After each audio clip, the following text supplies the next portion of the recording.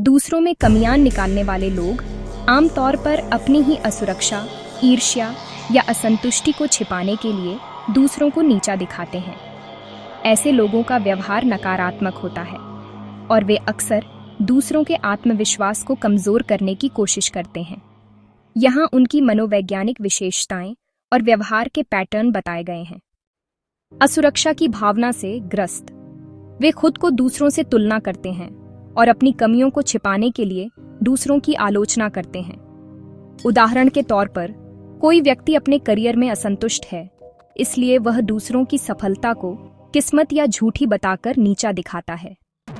ध्यान आकर्षित करने की चाह, नकारात्मक टिप्पणियों से वे लोगों का ध्यान खींचते हैं, भले ही वह आलोचना के रूप में हो। उदाहरण के लिए, जब ग्रुप में किसी की तारीफ हो रही हो, तो वे उसकी कमी निकालकर खुद को सच्चा या ज्ञानी साबित करते हैं। नकारात्मक मानसिकता, उनकी सोच दोष खोजी होती है।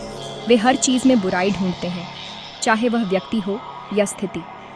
उदाहरण के लिए, किसी के अच्छे काम को भी वे दिखावा या स्वार्थ बताकर खारिज कर देते हैं।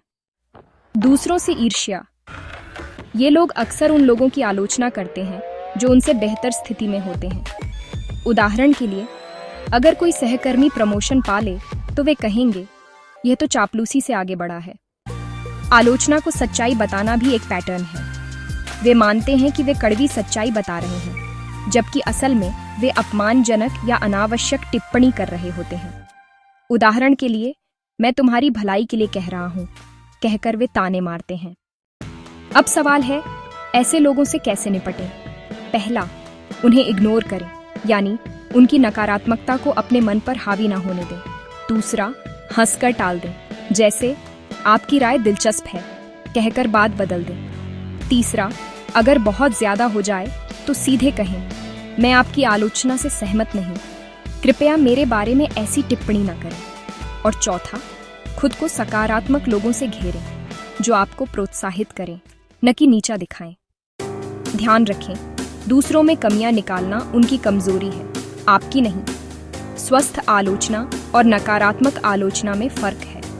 पहला, सुधार के लिए होता है, दूसरा, दबाने के लिए। अगर आप खुद कभी ऐसा महसूस करें तो स्वयं से पूछें, क्या मैं दूसरों की कमियां इसलिए निकाल रहा हूं क्योंकि मैं खुद अंदर से असुरक्षित हूं? सच्चाई स्वीकारने से ही बदलाव शुरू होता है।